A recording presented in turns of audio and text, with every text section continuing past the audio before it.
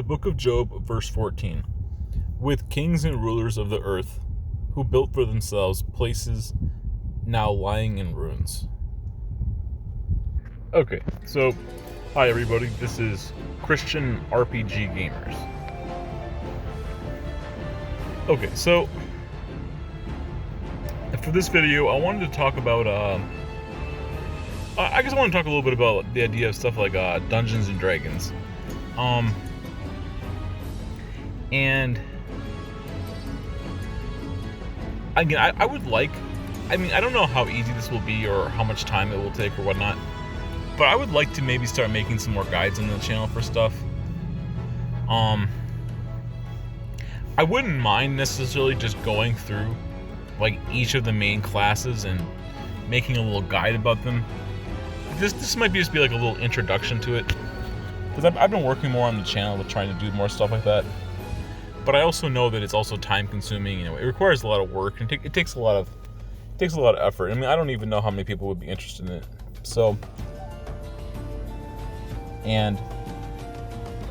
but I would like to do more stuff like that, because I'm slowly kind of working. I'm kind of moving away from stuff like walkthroughs and stuff. That's kind of like the old channel. The new channel is just more like commentary stuff.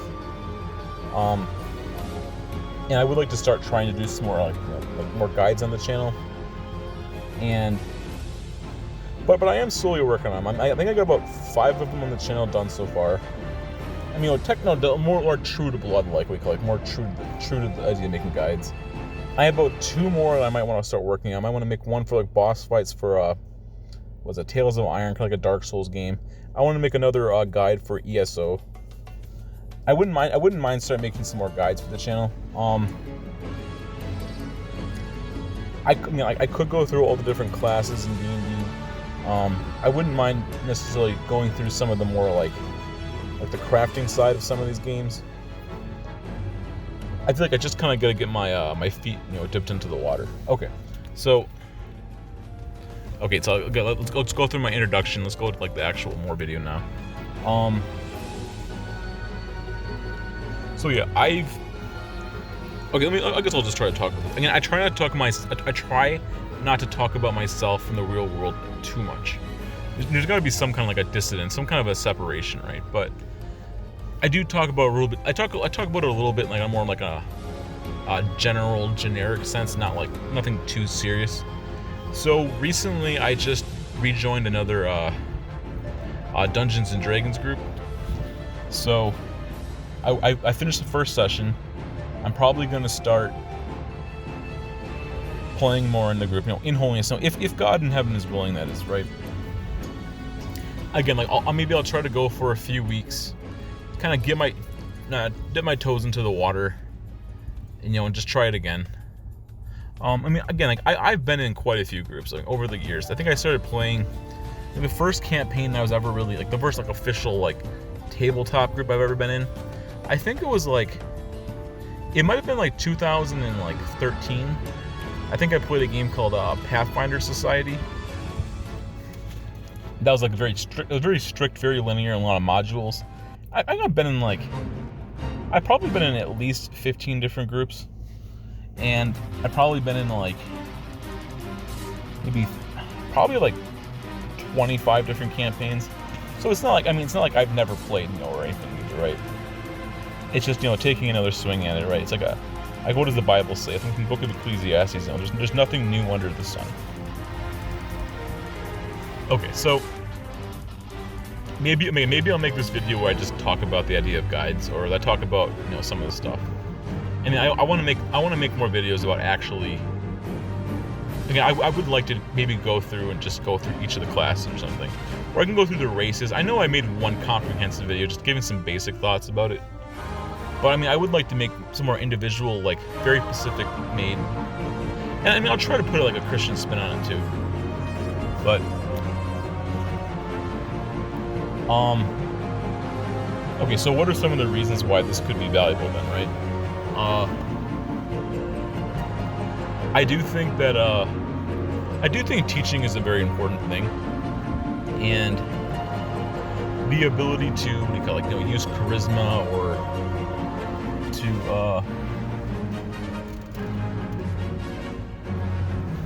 what do you call it, to influence or just to show, it shows one's love and one's appreciation. It passes some of this knowledge on to people.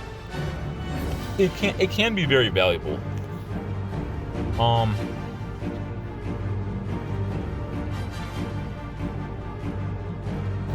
And again, I also feel like people always have areas that they can improve in their lives, and it's just sometimes it's just nice just to talk about these things. I mean, even if there's not going to be any major results, it's just nice to just go out and make a little video, or other people can watch and listen to it, even if it doesn't really cause anything to happen in one's life. I mean, it's like you never really know. But I feel like if you're being objective and you're just being honest about it, it is probably something good can come about from it. So, and with the new, I think I don't know exactly when it's coming out. I know people are talking about it though. I'm not sure its exact release date, or maybe it's in like a beta.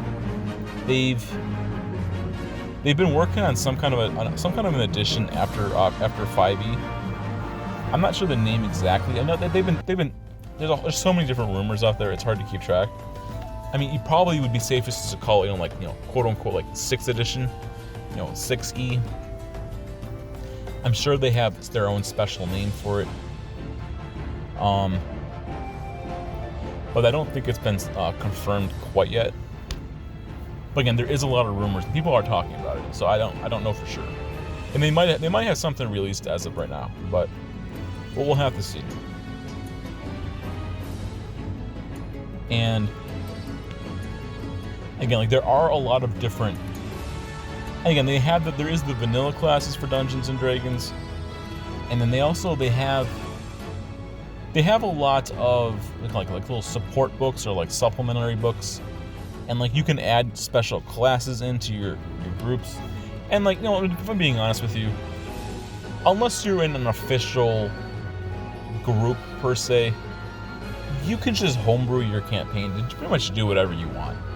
I mean, it's good to have some kind of structure and some kind of an official source material, but you at the end of the day, you can just make your own stuff, or you can find stuff on the internet and you can implement it, or you can adjust the settings where you need to adjust the settings to.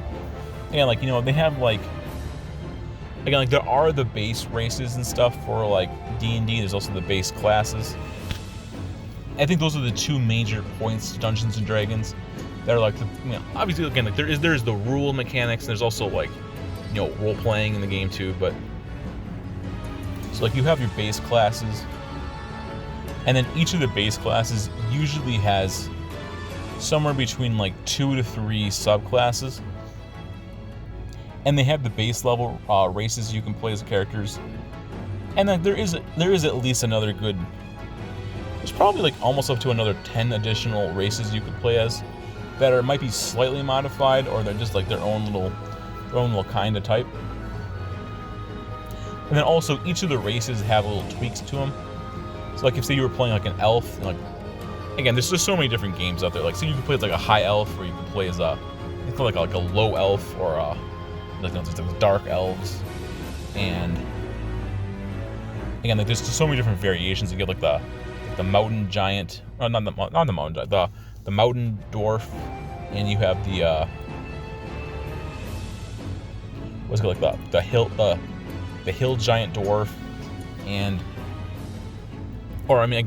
just so many different versions of them, and they each kind of modify a race slightly. And if you homebrew, there's probably an additional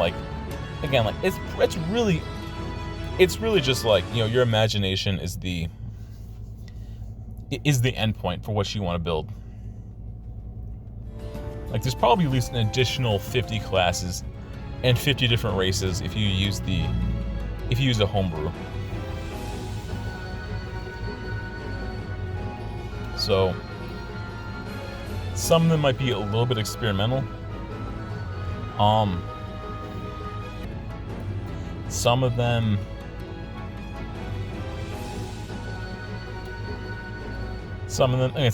can also be very interesting. They're just interesting ideas. I don't know if they really make the world that much better though.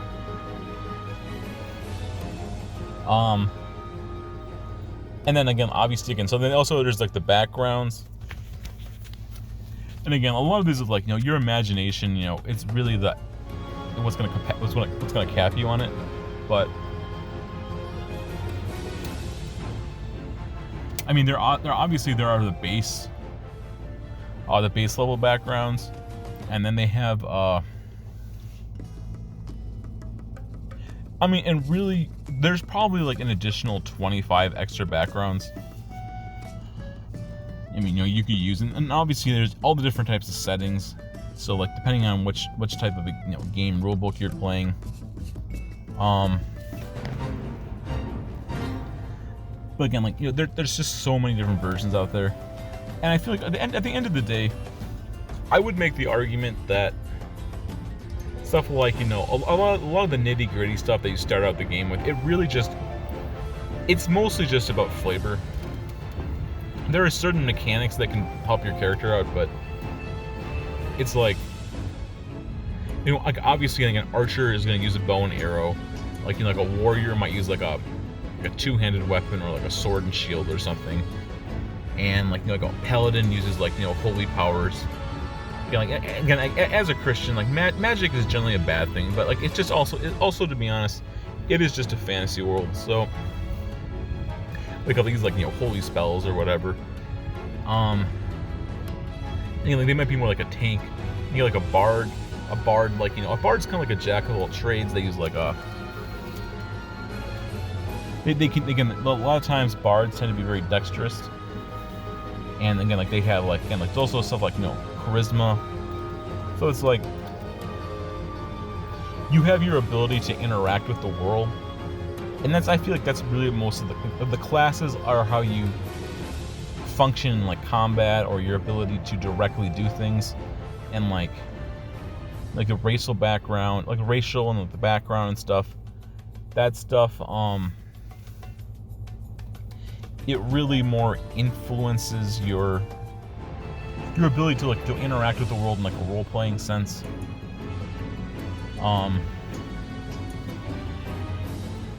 It's like it wouldn't really make sense for like a character who has like, again, certain, and like you should be able to do certain things pretty good, and you just shouldn't be able to do certain things depending on who you are. And like not every player on the table has to be able to do all the different roles.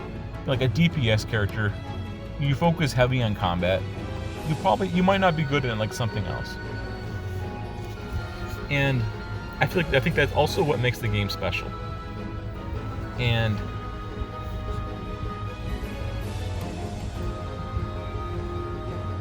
I think that's a good thing at the end of the day. A level of, you know, being more diverse. Like certain people are just better at other things, and certain people just aren't. And again, like, you know, also like, not to make this controversial, I personally, I don't even think it's controversial, but some people just get so mad. But it is what it is. Like, even like when you call like the gender of every character, you know, there's a male and there's a female. What do you call it? The sex of a character. Again, some of this stuff is so difficult, but I personally hold to that there's two genders. But, you know, some people get mad, and I don't know. I don't know what to do about it, right? That's what I believe. That's what I was born up. That's what I was raised up with. I think that's what Scripture says. But some people are just really mad. But, you know, I don't. You think whatever you guys think at the end of the day. But I mean, like, a male is just better, or should be considered better at certain things than a female, and a female would be better at certain things over a male. And that's just the way it is. And again, like you can certain classes and certain races and stuff would just be better and more suited and fit for a person of, you know, different sex. And it also offers a level of diversity. And like, you know, there's all these different complexities to different characters, and there's all these different all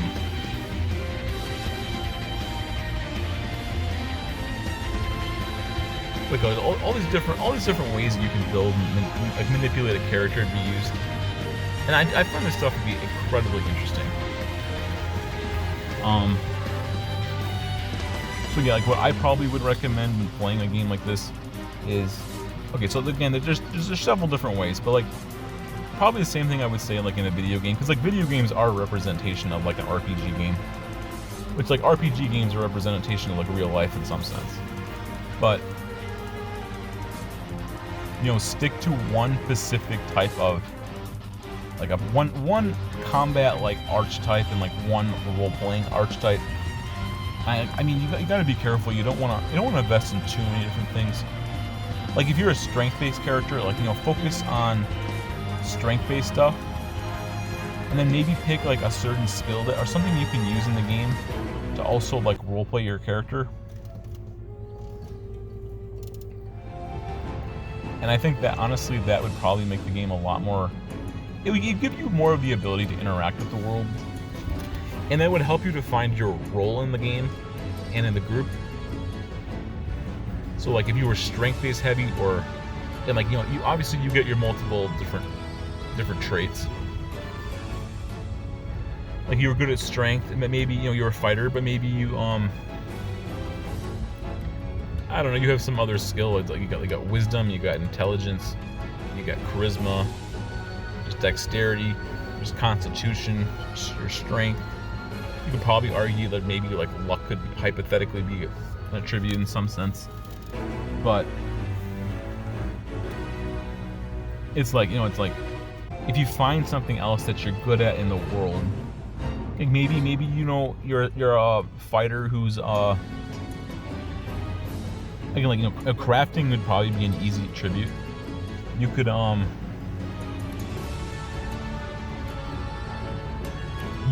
extra money, being like like a crafter, or maybe you work in like a blacksmith or something. You could even use your strength in that sense, or like you work like a quartermaster part time. I mean, you can get real creative. I mean, like being like a fighter is a really kind of like a very boring vanilla class, but like you fight good in combat, and that's important on a team. But yeah, like again, like or you could have like a clan, you could join like a military group or like a guild, and like you could join like an artisan guild, and you could just focus on like having high strength, like a high constitution, and I don't know, maybe you could have like you could put it on you could put something else on like a different skill a little bit, but that'd be like like a hypothetically like an interesting idea. Or again, like so like you could in the game world you could talk to other people of like different craftsman guilds or something. Like again, it gives you a connection and it gives you a way to interact with the game. Otherwise, your character becomes super two-dimensional, and it's like, or like say you're like a ranger or something, right? Again, like a ranger is good at combat. Like almost every class is pretty good at combat in some way, shape, or form. Or maybe you're a little more on the support side, or you just use some basic ranged weapon. But if you're like a ranger class or like an archer class, you could obviously you could be really good at firing your bow and arrow, which is good in combat. Like you could be like a hunter. You could be someone who you spend a lot of time in your life being like out in the outdoors. You learn how to track, learn how to track animals. You learn how to like harvest animals for their for their meat or for some of their bones or something. Or you can you can feed yourself, or you could feed. Obviously, you can manipulate these things to like support your team. So like again, like you spend a lot of time outdoors. Maybe you're part of like a hunter's lodge or something where other people practice and train this stuff, and you also practice and train this stuff, and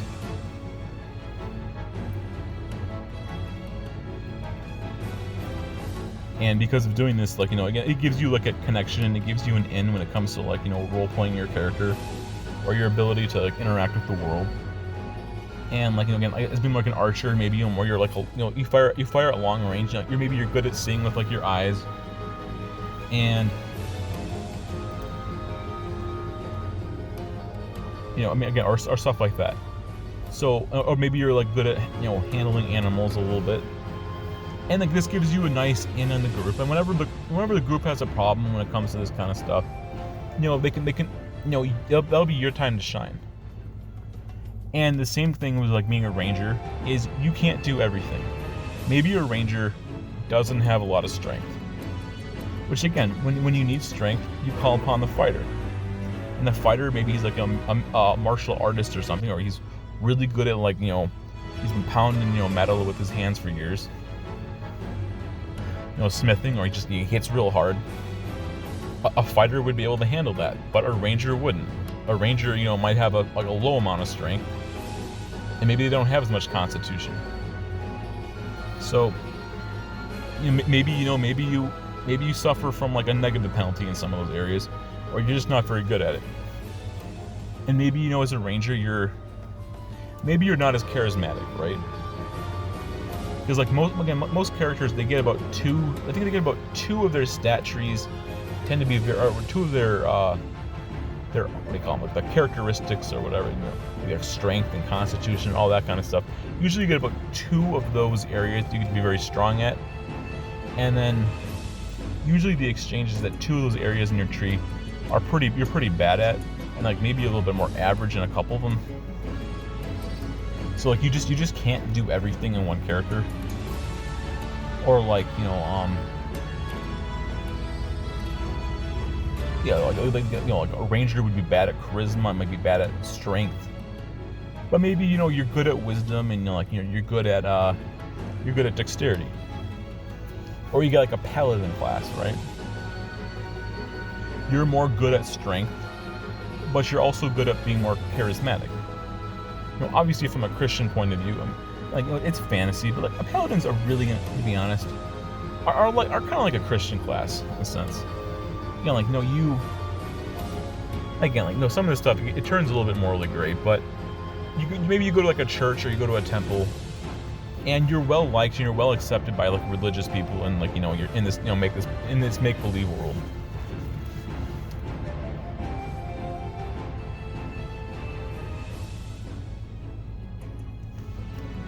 And whenever like the other characters in the group, they have a problem with a religious issue, they turn to the paladin. Or they need someone of like, like a noble, like righteous belief. They ask the paladin for help. And maybe the paladin's pretty good at like, persuading people to accept, like his or her point of view. And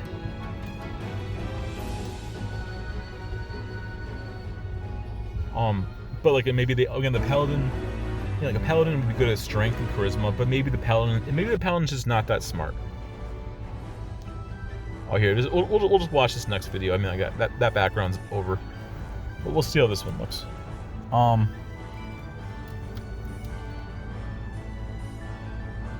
And like sometimes the paladins, they're very strong in certain areas. Like they can do smite and they can do some other stuff, but the consequences is they have deep moral restrictions, so like they just won't do certain things.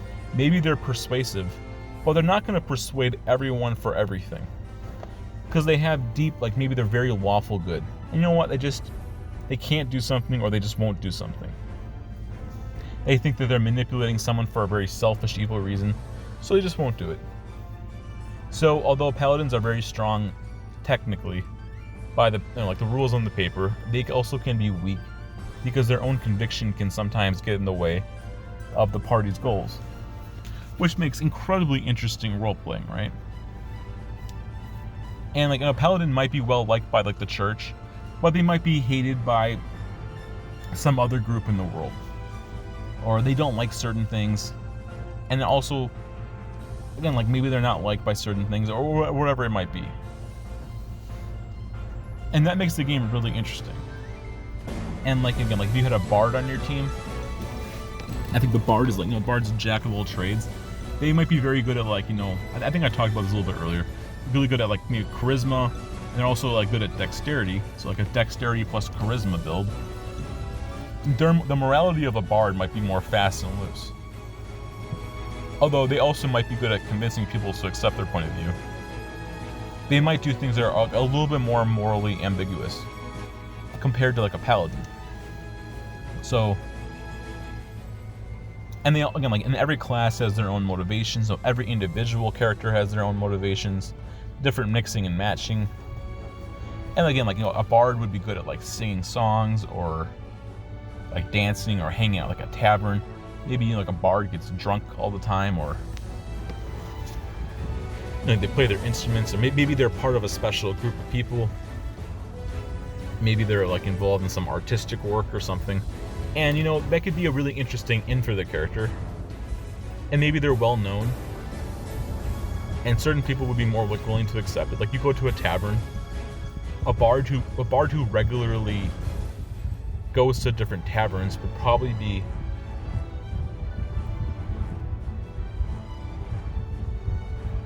much more well liked and accepted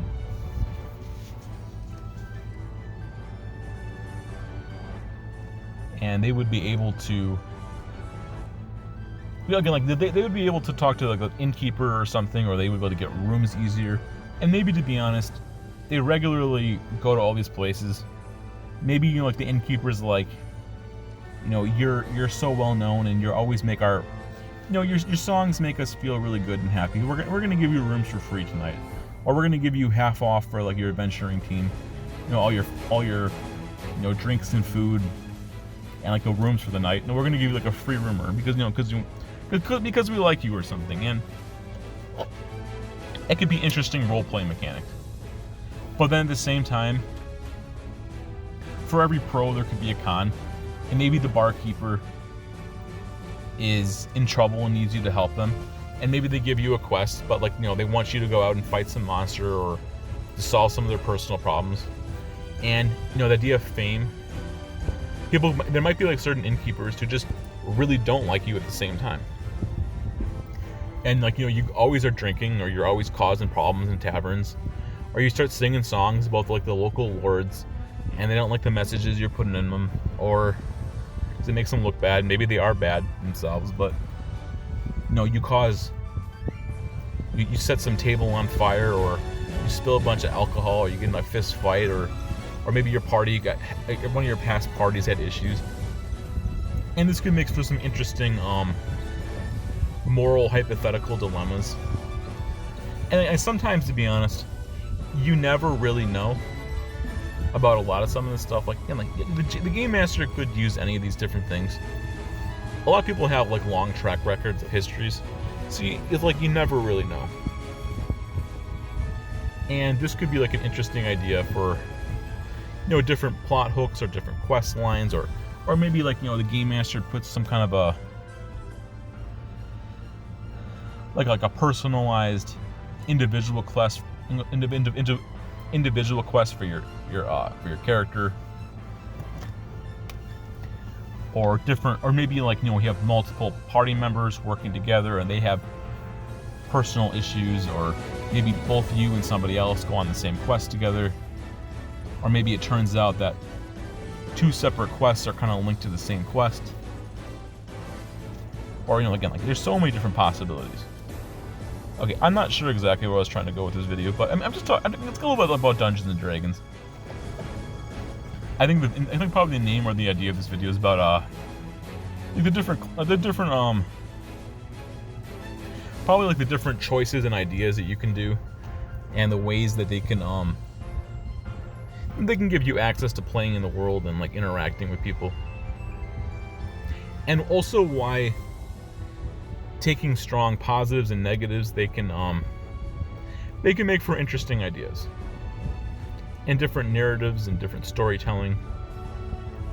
And just like, I feel like just being a well-rounded character has its pros, but also has its cons. Just like being a very min-max character has its pros and cons. So like, if you start the game out with like, I don't know, say you have like 3 18s and you have like 3 9s. Again, I can't. I mean, or 3 8s or something. So like, or like you,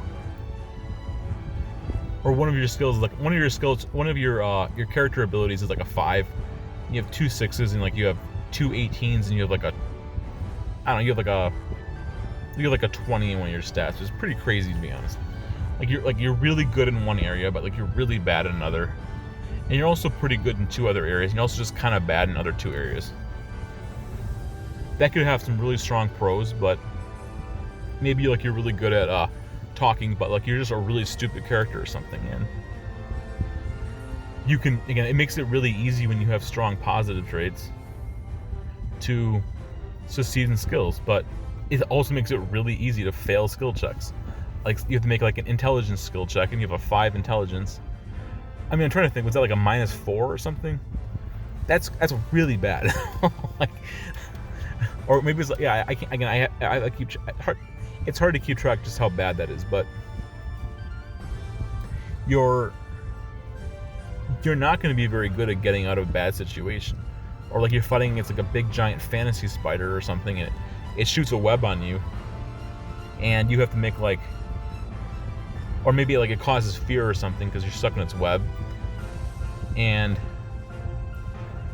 you have a really bad intelligence or something, and maybe you're just like, you being really stupid makes you like really afraid or something, and that causes you to fail the check, and it could just be terrible for you, right?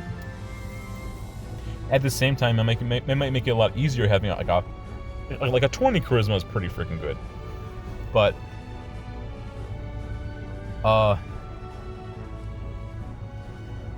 that could really help you in certain areas. So you get a lot of pros and you get a lot of cons. Or like, again, like maybe you're trying to haggle. I want to make a lot more money on this check.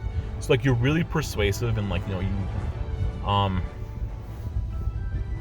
again, I'm not saying the specific numbers. Like, I'm using the hypothetical.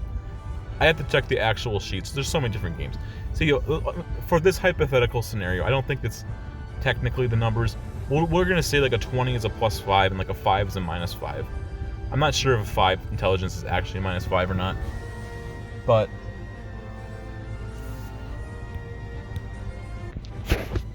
so like, again, like you're trying to barter with somebody. I want to make more money.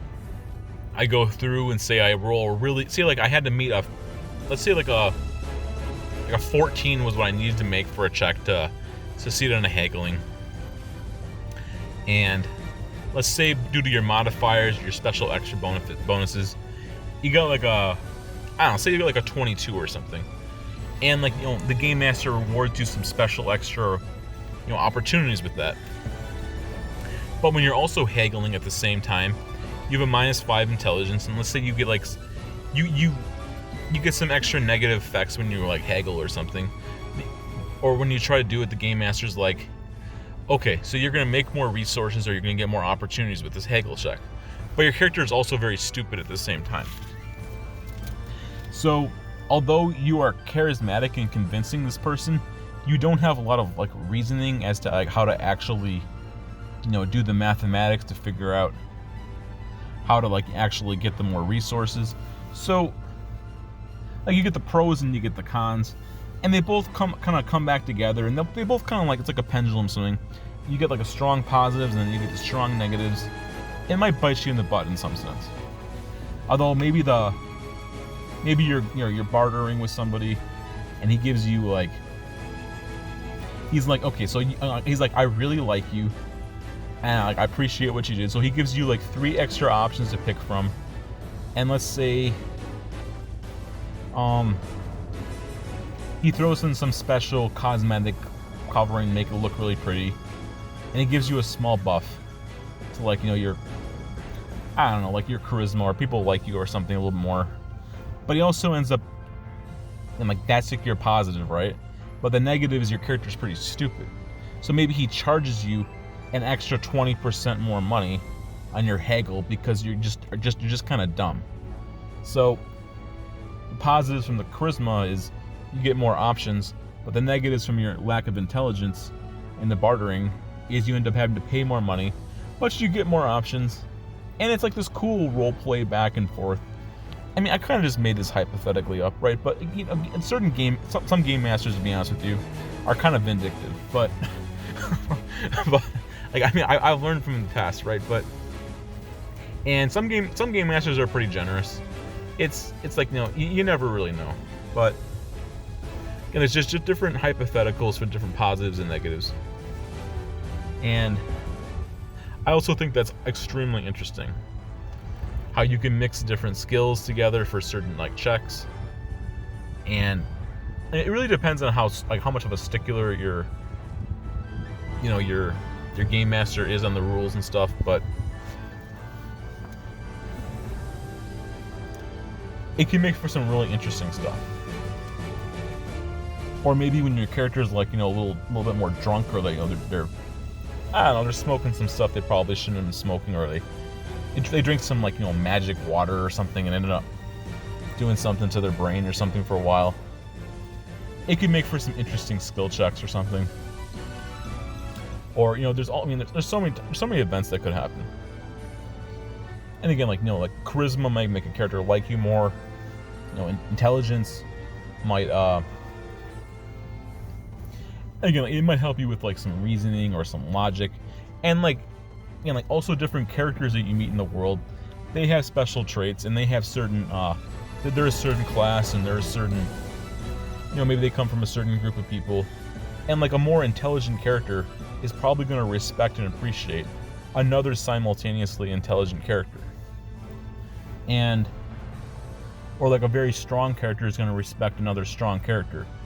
But they might not respect you or like you or appreciate you as much if you're not the same type of class, or you're not the same type of race, or you're not the same type of capabilities as as they are, or like you're like an alchemist class or something.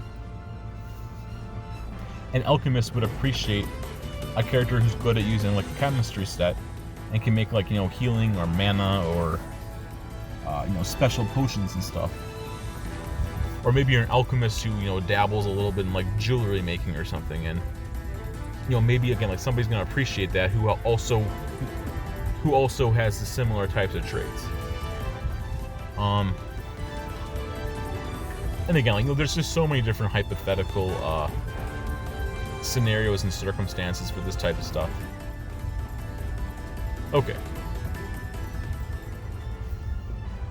Okay, so yeah, I'm gonna wrap this up here. How long is this video? Probably just about done.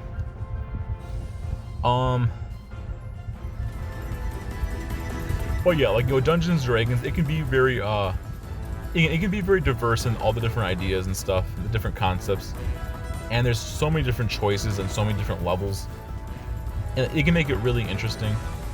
It also can be very hard to keep track of. And obviously, again, there's role playing, there's combat, there's just so many different variations of stuff. But it's also at the same time a lot of fun. So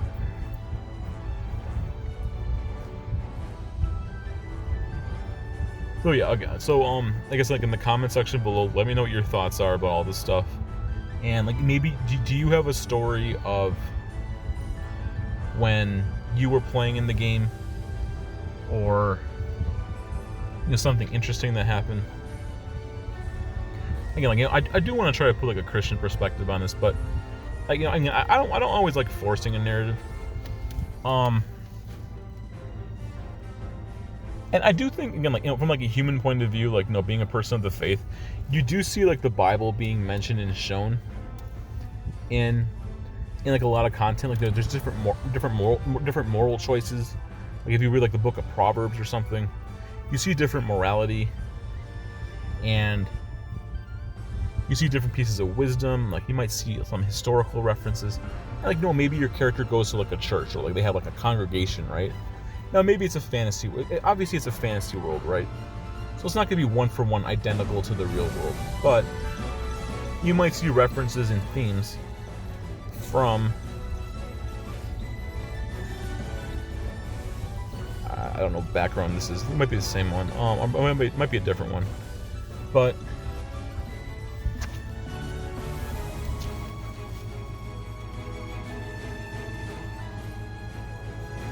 you might see different things from the real world, or again, like also you can work on some of your own personal issues in some sense. Because like again, like you're not interacting with like quote unquote real people. They just resemble someone who could be real. So I mean, at the end of the day, there is stuff like that.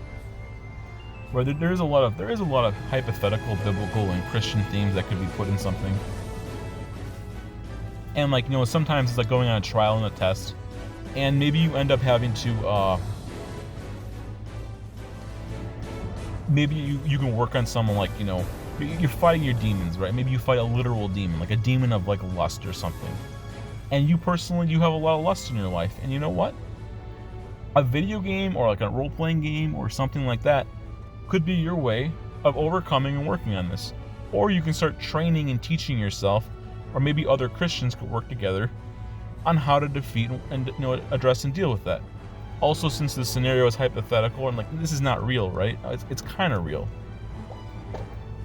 but it's not within the material world that we know. You don't have to really suffer any kind of like real negative ramifications. So even if you were to fail, you could start learning how to teach yourself how to work on some personal issue. And you can also, again, like, also you can try to do good deeds, and you can try to like train yourself on how to be a better person or how to invest in better qualities. Also, as a Christian, in holiness, we can glorify God with that. So there is stuff like that too. And again, there's just so many other options, right? I mean, you have to go out and you have to listen to a bunch of different people's opinions, but they exist. Oh yeah. Here's another thing. I mean, I'm gonna end this here in like a minute or two, but there's this other guy. He's like a YouTube channel. He's called Now I haven't really watched too many of his videos in a while. I mean, I just kind of get bored of him, but I think it's called it's called Storytelling Ron. Like he made a Christian role-playing game, right? So again, like his role-playing game, it's really not that much different than most other games out there. It's just like a generic role-playing game. Now I think it's pretty cool, but the important thing of what he did in his game is he wants to focus on the idea of stuff like evangelizing, and like you can evangelize the gospel of Christ. He talks about like a church, and and all that kind of stuff. So like as a Christian, you are capable and you are able to do stuff like that. It's not like there's so many different hypothetical ideas. It could be a fantasy world, it could be a more realistic world, it could be like a science fiction world. There is a lot of options out there. And I'm sure there's like 10 other things, or like 100 other things that I don't even know about and I haven't even tried. But who's to say? Obviously a lot of people say you should have fun, and it's about like, sometimes you can turn your brain off for a little while, or it's just like some form of entertainment. There's so many different things you could do in these types of games. Okay. So yeah, thanks for watching. Again, like, let me know what your thoughts are, or what you agree or disagree with, and let me know whether you think as a Christian, whether people should or shouldn't play Dungeons and Dragons, and or what's your line of reasoning, and or how often do you ever play like the real in-game real world, like like paper tabletop RPG, or how often do you play the video game versions, and like how much fun do you have, or what are ways to have more fun, or what kind of like or what classes do you generally like to play as, or like what races do you like to play in these worlds. Okay, yeah, so thanks for watching. God is good.